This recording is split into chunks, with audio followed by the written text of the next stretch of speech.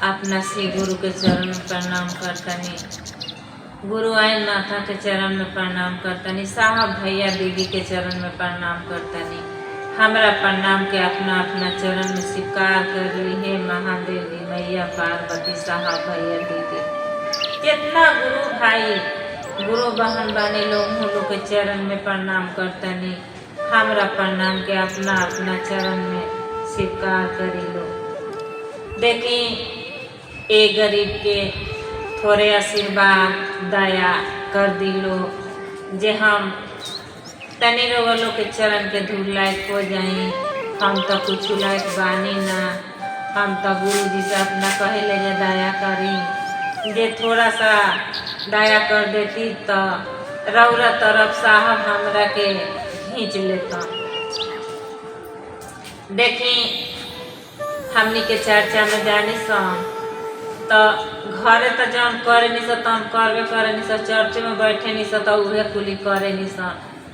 तपस्या साहेब हमार कहेलन, कहत रहलन जे तपस्या का कहाला, जे हमनी के पहले बैठे के तो सीखल जा।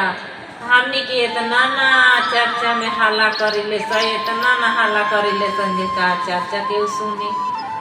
जे सुनी से अपना मन में गुनी, जे ना सुनी से करा कुछ भेटाई ना। हमनी के दौड़ते रह जाए सो चर्चा में कुछ मिली उली ना। देखी हमनी के इतना धधाइल बनी सो लौकित लेके जो है हमार 2 तला घर बन गइल बा, 4 तला बन गइल बा, लेकिन ई नहीं के बुझा जे हमनी के घर भाड़ा पर बानी सो।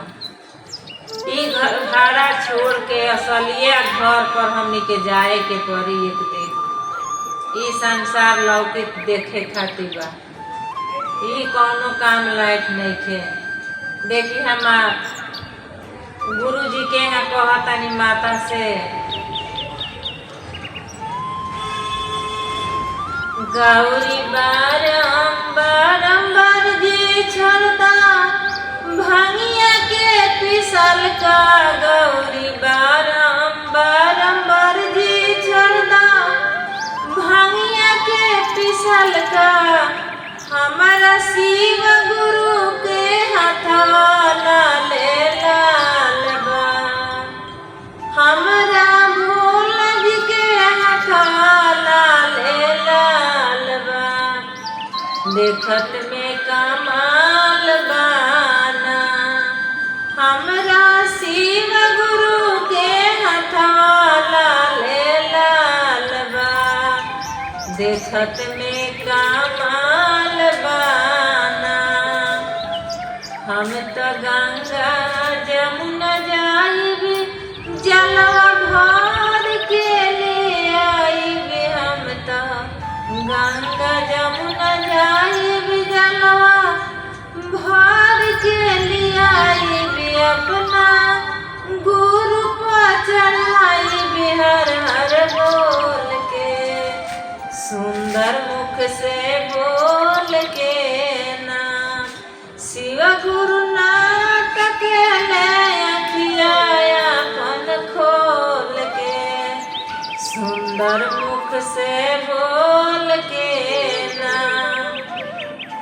हम तब बगिया में जाइब, भांगिया सुरूक के ले आइब। हम तो बगिया में जाइब, भांगिया सुरूक के ले आइब।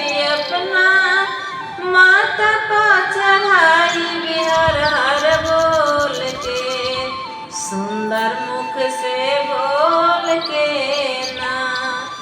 अपना गुरु पा चढ़ाइब बम बम बोल के, सुंदर मुख से बोल के ना। शिव गुरु नाथ के ले अखिया अपन खोल के, सुंदर मुख से बोल के ना। गौरी माता नाथ के लिए अखिया अपन खोल के, सुंदर मुख से बोल के ना। हर हर महादेव, मैया पार्वती, साहब भैया दीदी, दया करी है प्रभु, आशीर्वाद दी है साहब। जे गरीब कुछ कह के निपट जाओ, रवा चरण के धूल लायक हो जाए है प्रभु।